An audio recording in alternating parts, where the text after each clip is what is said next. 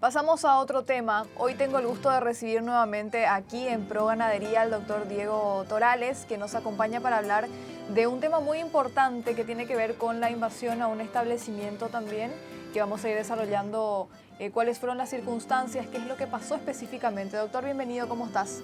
Hola Katiuska, muy buenas para vos y para toda la gente que nos está mirando.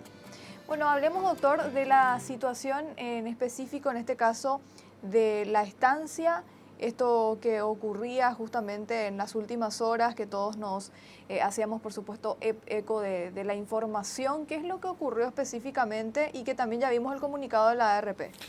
Bueno, se dio en particular el día de ayer una situación trágica con derivación fatal, un guardia quemado prácticamente dentro de un vehículo.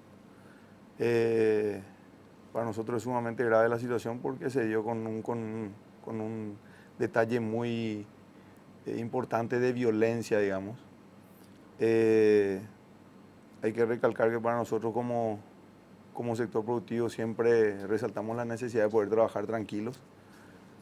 Esta es una propiedad que está desarrollando una actividad, digamos, dentro de todos los parámetros legales, ¿verdad? La propiedad de Centurión Plate, ¿verdad? En el departamento de Caguazú. Al mismo tiempo también tuvimos un problema en Capibarú, distrito de San Pedro, digamos prácticamente al mismo instante, ¿verdad? Y llama un poco la atención la notable coincidencia del momento y el tiempo en el cual ocurrieron ambos hechos. Reiterábamos nosotros la necesidad de exigir un poco a los organismos de seguridad, pero por sobre todo al Ministerio Público, ¿verdad? Para que pueda identificar a través de una investigación fiscal seria a los responsables de estos actos criminales. Porque reiteramos, ¿verdad? Acá no estamos hablando de que haya alguna organización nacional campesina grande que esté detrás de estos actos. Creemos de que estos delincuentes obraron de manera, digamos, sin la bandera de alguna organización campesina detrás, ¿verdad? O sea, lo hicieron de manera aislada. Así es que lo único que nos queda es exigir a la gente del Ministerio Público que investigue conforme a los elementos que les vaya llegando para poder responsabilizar a los dirigentes o a las personas que cometieron estos hechos punibles, ¿verdad? Doctor, hablamos también antes de arrancar con la nota y no hay un motivo específico o una causa concreta del porqué de estos hechos. Resulta que en el caso de la familia Centurión Plate, las personas que están, digamos, en conflicto con ellos hablan de una supuesta excedencia de algo así como 3.000 hectáreas, algo que es absolutamente imposible, ya que hablando con familiares de estos, nos hacían saber de que la propiedad cuenta con una mensura judicial aprobada hace no mucho tiempo. Y para que uno tenga una mensura judicial aprobada, previamente a ello tuvo que haber hecho el circular de mensura, notificarle a todos los vecinos. Tiene que haber un trabajo de pericia topográfica. Esa pericia topográfica finalmente termina en un informe técnico que se pone a disposición del juzgado. Y de vuelta eso se pone a disposición de todas las partes que intervienen dentro de un juicio de mensura. A posteriori, eso va a geodesia del Ministerio de Obras Públicas. Después de todo esto sale una sentencia de aprobación de mensura. O sea que teniendo estas tierras una mensura judicial aprobada, es absolutamente inviable que haya un supuesto excedente de 3.000 hectáreas. O sea, se manejan con datos falsos, pero eso tampoco es raro, ¿verdad? Porque siempre tenemos en cuenta de que cuando existen este tipo de reivindicaciones, siempre se habla sobre premisas falsas o datos falsos, ¿verdad? Entonces, hablando con ellos nos hablaban de que la documentación está absolutamente, debidamente realizada, ¿verdad? Y te reitero, para nosotros es lamentable que uno no pueda ir a cosechar el fruto de su trabajo porque te están cerrando el camino o porque directamente terminan violentando a tus personales de seguridad, ¿verdad? O a cualquiera finalmente, ¿verdad? No solamente a los personales de seguridad, ¿verdad? A veces tenemos a peones de estancia que están siendo amedrentados, o si no a los propios propietarios, ¿verdad? Doctor, ¿a qué hora más o menos ocurre este hecho? ¿Fue ya temprano, por la En tarde? temprana hora de la mañana del día de ayer. Así es. O sea, realmente para nosotros, te reitero, es muy lamentable la situación porque esto quiere decir de que todavía hay elementos eh, o sea, gente muy violenta en el campo. No estamos hablando de la generalidad porque te mencionaba yo que el día martes fui a Villa Constitución con la gente del INDER a entregar títulos de propiedad. Y ahí y puntualmente el líder de la agrupación Sin Tierra, César Fernández creo que es el nombre, si mal no recuerdo, él reiteraba que ya invasión nunca más a los efectos de poder regularizar la tenencia de la tierra. Él hablaba de la necesidad de hacerlo por las vías legales y a través de la vía del diálogo, ¿verdad? Eso fue nada más el día martes, ¿verdad? En el mismo departamento encima, en el departamento de Caguazú. Y mira, nos encontramos con esta lamentable situación que encima enluta a toda una familia, ¿verdad? O sea, realmente hay que identificar a los responsables y llevarles a estrados judiciales para que esto a su vez o sea, para que no haya, digamos, más este tipo de actos violentos, ¿verdad? Reiteramos nosotros, acá la única vía para sacar al campesinado de la situación de informalidad o de ocupación es dándole el título de propiedad, ¿verdad?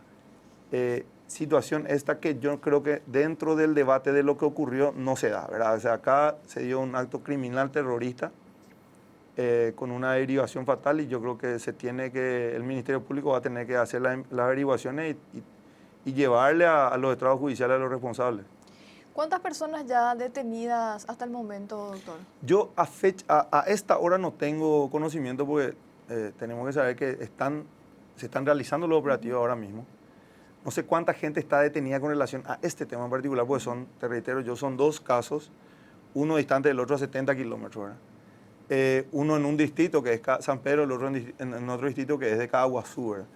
Entonces, básicamente yo no tengo a mano ahora mismo cuál es el avance policial. Si bien es cierto, lo que sí vamos a exigir, te reitero, ¿verdad?, es que el Ministerio Público haga su trabajo como tal y logre la imputación y posterior acusación y condena de los responsables de estos hechos criminales. Tenemos que también saber de que probablemente sean dos fiscales o más los intervinientes acá, ¿verdad? Eso también en relación a que ocurrió un hecho punible en un departamento y otro hecho punible en otro departamento, ¿verdad? Lo más llamativo, o uno de los puntos más llamativos sin dudas, doctor, es que estamos hablando de un hecho donde empezaron o donde arrancaron la invasión. Estos estaban armados, de una persona fallecida. Lo que nos mencionaban hoy a tempranas horas era que 3 eran supuestamente los que ya estaban detenidos y uno posiblemente el cabecilla de todo este conflicto, ¿verdad? Pero las armas, esa violencia principalmente con la que ingresaron y con la que actuaron más que nada. Es lo que te decía, ¿verdad? Para nosotros lo grave de esta situación, digamos, es el detalle de la violencia, ¿verdad? O sea, sí que se animan a quemar una camioneta con una persona adentro, quiere decir que no estamos hablando de gente que vaya a hacer una reivindicación por la tierra de manera pacífica, ¿verdad? Lejos de ello, ¿verdad? Son actos de extrema violencia cercanos a un acto terrorista, o sea, es un acto de terrorismo para nosotros. Por eso te decía, lo fundamental para nosotros es exigir a la gente del Ministerio Público que a su vez, al ser un hecho punible de acción penal pública, solamente el Ministerio Público tiene las herramientas para perseguir y acusar a esta gente, ¿verdad? Entonces, no podemos exigirle eso al propietario, ¿verdad? O sea, tampoco podemos exigir eso por ejemplo, a la gente de la policía. La policía va a hacer su trabajo de prevención y eventualmente va a quedar otras cuestiones, pero el responsable de la acción penal pública es una facultad exclusiva del Ministerio Público que va a tener que, dentro de ese periodo de investigación, imputar a los responsables, posterior a la investigación, acusar a los mismos, pedir después un juicio oral y ahí se los condenaría eventualmente por los hechos punibles. Esa es la parte que a nosotros, digamos, nos toca como grupo de presión, como Asociación Rural del Paraguay, exigir de que los responsables tengan la condena que bien van a tener merecida por estos actos terroristas para nosotros, ¿verdad? Doctor, en ese sentido de condenas, cuando hay que castigar principalmente este tipo de hechos delictivos, ¿cómo está la justicia paraguaya?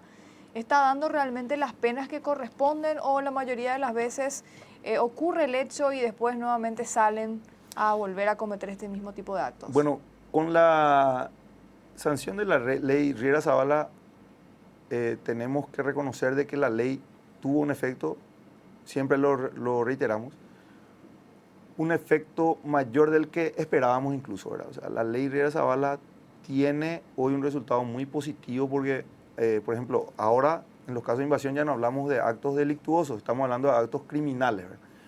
Por la expectativa de pena. Para nosotros ha tenido un efecto muy significativo. Y los que tienen que aplicar la ley, ¿quiénes son? La gente del Ministerio Público y la gente de los juzgados de la República, ¿ok? En ese sentido, nosotros tenemos en cuenta de que para muchos casos el Ministerio Público realmente realiza una labor bastante diligente, ¿ok? Hay agentes fiscales en la República donde realizan su trabajo de manera muy diligente, observando la normativa. Y en muchos casos tenemos de que los agentes fiscales naturalmente se toman un tiempo, digamos, por demás lento, ¿verdad? Y no tenemos la respuesta que corresponde, ¿verdad? En los juzgados de la República también tenemos lo mismo, ¿verdad? Hay jueces que son muy diligentes, muy expeditivos, que realizan todo, digamos, en tiempo y forma, pero hay otros que, digamos, son muy complacientes y otorgan medidas cautelares. En los casos de Avigeo, por ejemplo, siendo vecinos de la zona, se los larga otra vez de vuelta y termina el propio denunciante o la propia víctima de los hechos termina siendo después acosado o coaccionado por el propio delincuente, ¿verdad? Funciona de una manera en la cual dependemos mucho de la conducta personal de cada fiscal y cada juez. Pero para nosotros lo importante es que a través de la ley Riera Zavala perdió iniciativa esta gente y, digamos, se perdió porque es muy motivacional pues para el delincuente si es que queda impune el delito, ¿verdad? Entonces, con la aplicación de la ley Riera Zavala, con la sanción de la ley Riera Zavala, bajaron drásticamente los números, ¿verdad? Ahora tenemos estos dos casos. Queda presionar a la gente del Ministerio Público para que les castigue, pero ya tenemos el elemento necesario. ¿Cuál es? La ley, ¿verdad? Sin ley que castigue drásticamente este tipo de hechos punibles, vamos a tener de que se va a seguir cometiendo el hecho punible porque va a quedar impune. Esa no es la realidad hoy. Tenemos la ley, tenemos el elemento, falta que la gente del Ministerio Público y la gente de los juzgados apliquen la ley como corresponde, ¿verdad? ¿Cuáles son las penas existentes actualmente, doctor? Y hasta 10 años de prisión para los casos especialmente graves, ¿verdad? O sea que acá estamos hablando de un hecho punible que antes constituía en delito, tenía una pena máxima de 5 años, eso se elevó a 10, ¿verdad? ¿En qué te sirve eso? Naturalmente, cuando queda alguien procesado y solicita medidas cautelares, con un hecho delictuoso nada más, va a su casa. Sin embargo, si queda procesado por una ley más dura, el mismo tiene que quedar recluido como medida cautelar y automáticamente ese sector que organizó la invasión, al tener a sus cabecillas con una medida cautelar como la prisión preventiva, eso queda totalmente desactivado ahora. Nos ayudó mucho la sanción de la ley Riera Zavala, dicho sea de paso en ese sentido, ¿verdad? Doctor, y en este caso, teniendo en cuenta que hay una persona fallecida, ¿la ley también se aplicaría estos 10 años o es Totalmente. más fuerte? No, totalmente. Acá estamos hablando ya de la comisión de un hecho punible mucho más grave, ¿verdad? Que es diante de un homicidio, ¿verdad? O sea, un homicidio, ahí digamos, el bien jurídico protegido es la vida, ¿verdad? O sea, que estamos hablando de otra vez de vuelta, estamos hablando de otro hecho punible mucho más grave. Te hablaba yo de un caso de terrorismo, básicamente. La expectativa de pena sube a 25 y con medidas de seguridad incluso más de 30 años, ¿no? O sea que cuando hablamos de estos actos luctuosos, estamos hablando de una expectativa mucho mayor.